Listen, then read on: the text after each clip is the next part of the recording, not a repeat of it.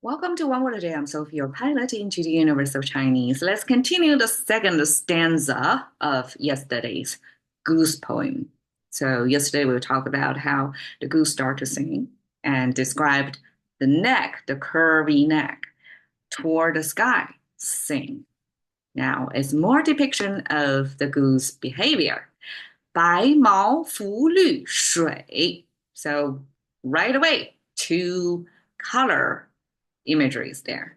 White feather float on top of 绿 green water. So it describes you where the goose is about. So apparently this is a goose who can swim in water. I wonder if domestic goose can do that. I haven't seen one, but I assume they can because they have feathers that can kind of water resistant. Bai is made of this sun symbol with a spike going out.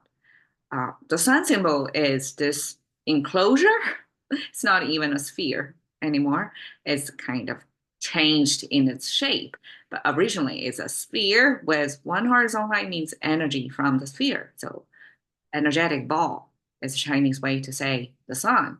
And then we have one spike. Instead of drawing out the sun with the spokes coming out from all directions, let's just use one to tell you this is the sun ray we are talking about. So the sun, the color of the sun ray color is how Chinese describe white. Okay. Mao, we have, let me see if we have five finger. Okay, we don't really have five finger hand symbol in here, but we have it in the next ring. Okay, let me see if I can show you here. You see this hand symbol, five finger hand symbol. This is a draw out of five finger hand symbol. And then this hand, which is made into the palm character, have the tilt on the top toward the right. That's the hand versus here tilted toward the left. It's feather because I call it a differentiator. Occasionally, imagery from the real world, hand or feather, converge. They look the same because the hair or the feather is kind of horizontal, like a fluffy going out like that. And it happened to be drawn in this way. And it looks just like the spread out of the fingers.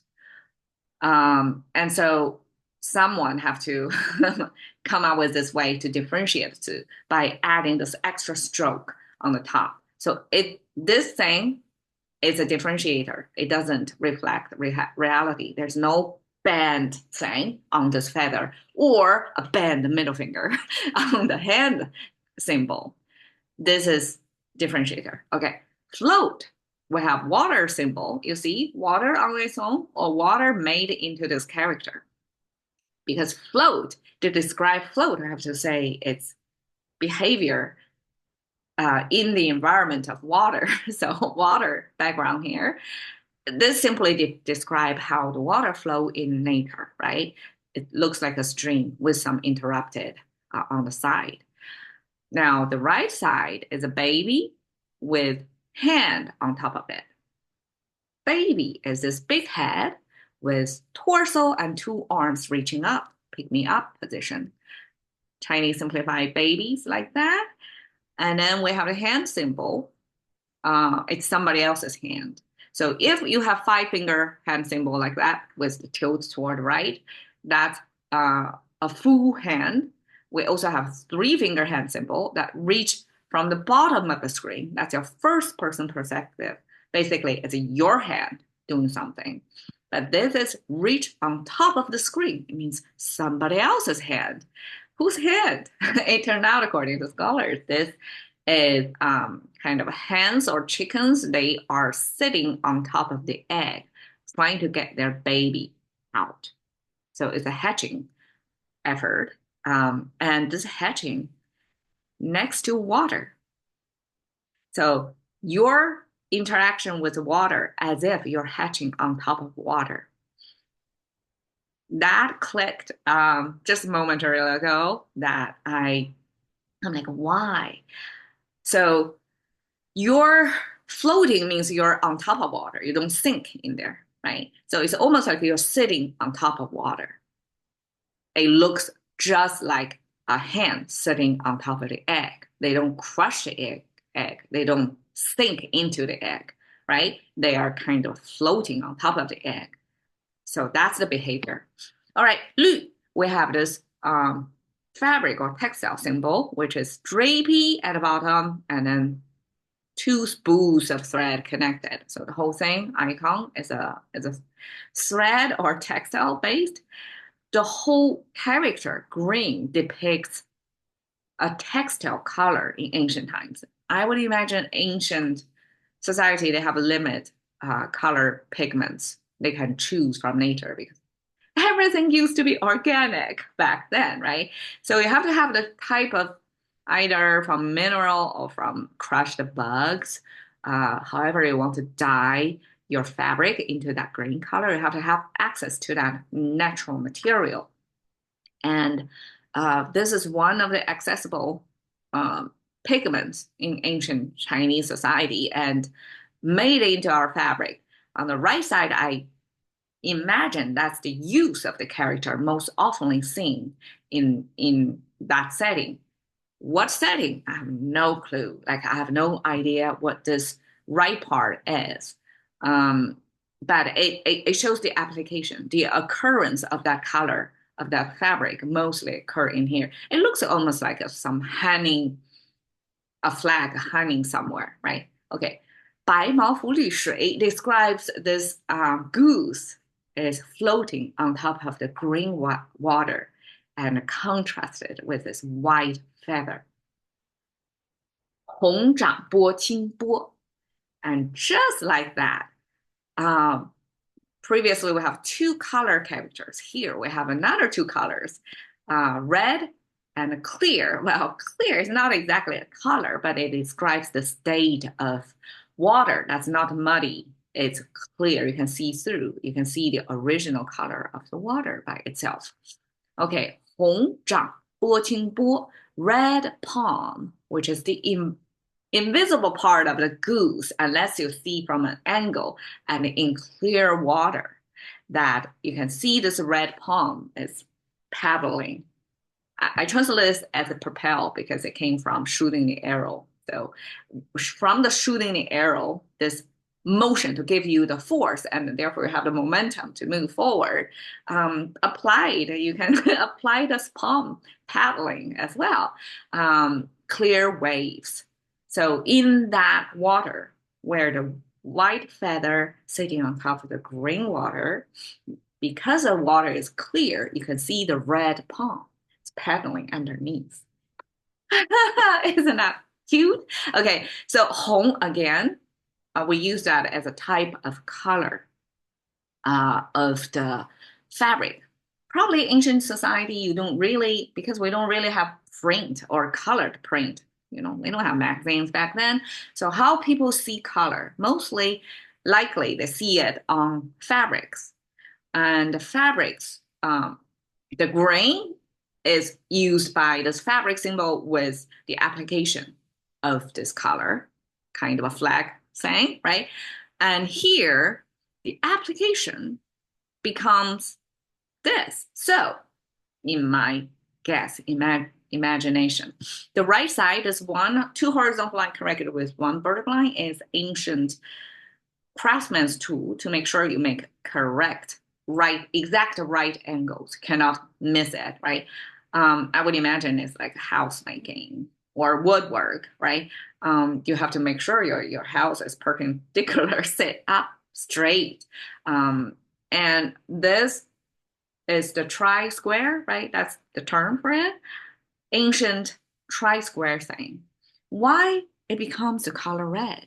I'm thinking once you know the correct perfect triangle, you're going to use vivid color to mark out, to remind you this is where the line you want or the angle you want to go with. You don't want to mess up. And people probably back then use red color to mark out the perfect right angle in there. Again, so this is fabric, it's what it's made of, and this is the application. It's used to mark out the angle. Okay. 掌 We have five finger hand symbol already covered. And then the shang means appreciation. So shang have this mouth symbol, then have this upward going imagery, right? It's kind of going upward and then separate. So this separation paired with upward going and mouse is a Chinese way to mean we're appreciating something. So appreciating you, how you appreciate, how you show your appreciation, most likely through speaking, right? And appreciation also involves with this separation because you're not just going to like something unanimously. You have to be able to differentiate A from B, apple to bananas or orange, right? So this separation of things that you can verbally express, that means you can really appreciate the uniqueness or differences between things. And that's how Chinese express appreciation. So appreciation of your hand. Hand appreciation becomes palm. That make me thinking probably palm reading was a thing back then too. And so, I mean, Chinese do actually. And then the lines on your palm, they have a whole theory come up with that, right? Longevity, your family, your career, right? So all that are applied to this small area of your body.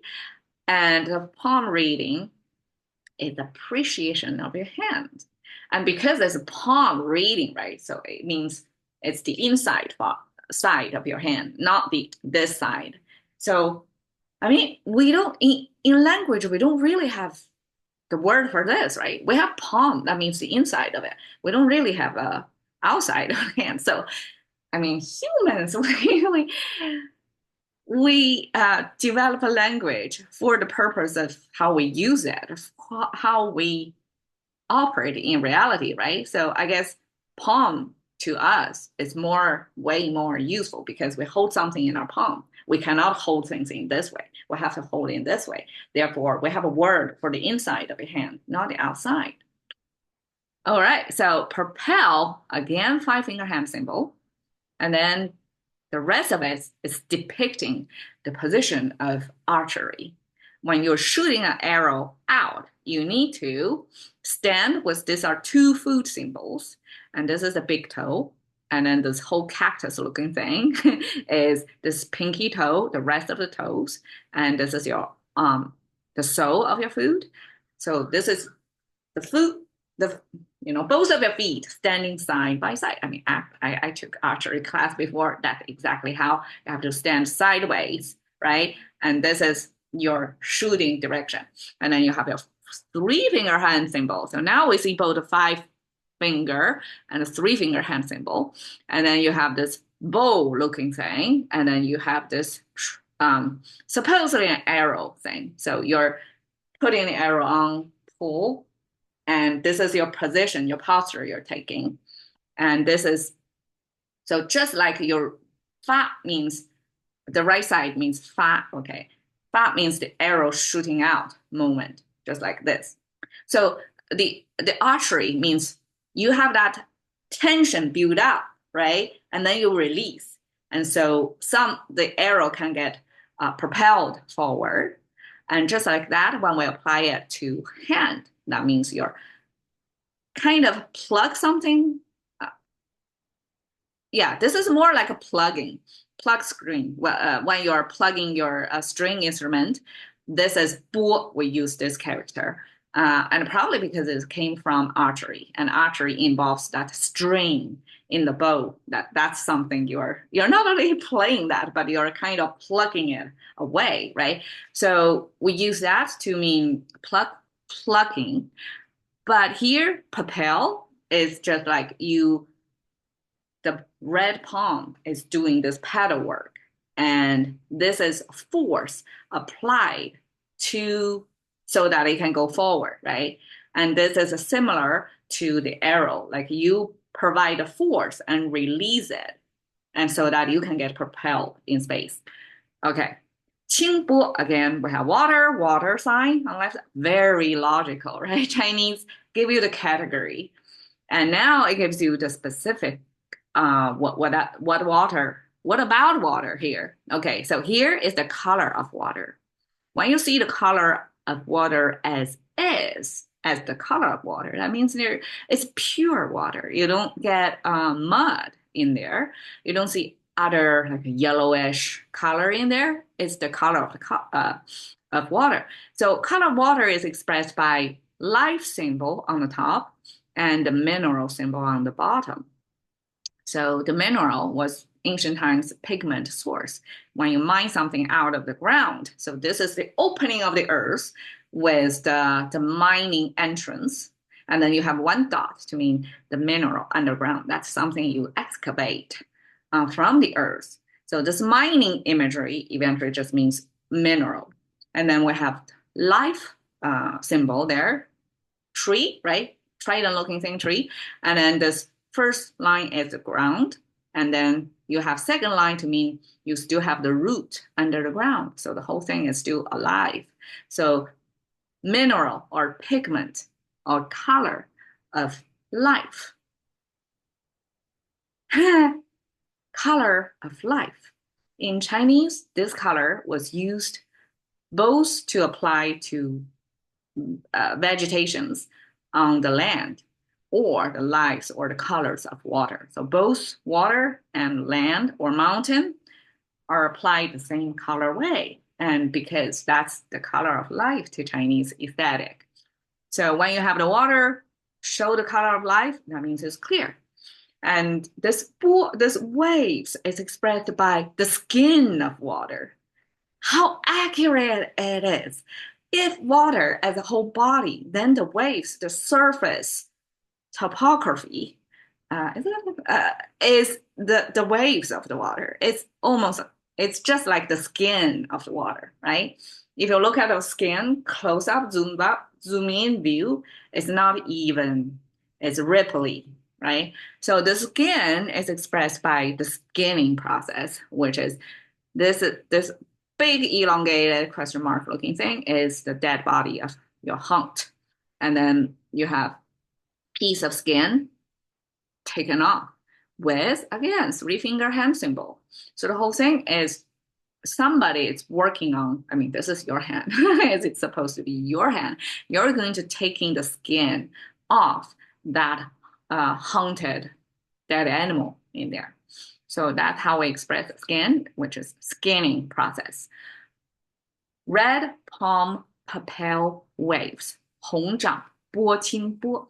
And just like last episode, I talked about the 4-line stanzas. The third one is not going to rhyme with the rest of them. You have to have in harmony before you reach harmony again. So, and it was, and then, what's the second line? 曲项向天歌. Okay, I have to, 歌, so that's sound. And then the last one, 红掌拨清波. You notice it's not exactly sound anymore. And over there, it sounds similar, but it's not exact vowel. Probably because in ancient Chinese, it was pronounced differently because I was told the contemporary Chinese pronunciation differ from the ancient way. So probably in ancient times, this character still rhymes, or at least it's close enough to rhyme. But that's a rule. But the third stanza, the third line, 白毛浮绿水 is distinctively different from the rest of it. So it's rhyme, rhyme, not rhyme, rhyme. Okay. The whole thing, 白毛浮绿水, 红掌拨清波. So I'm trying to show you this 白毛浮绿水, right? And 红掌supposedly here you can see, but this I guess a swan does not have the red one. It has the black palm paddling underwater, but it's clear enough that you can see it's black. Just a side note, Chinese put a goose, domestic goose, and swan in the same category because we call swan 天鹅, means sky goose. They can fly through the sky. That's the observation. And they are a free bird to the diners, the language user. They cannot catch. They probably can catch it. I don't exactly know the dining history in relationship to swans, but Chinese use them. Use 天鹅 means they can fly in the sky. and they are kind of out of human reach to mean swan. Okay, thank you for your time. See you another day.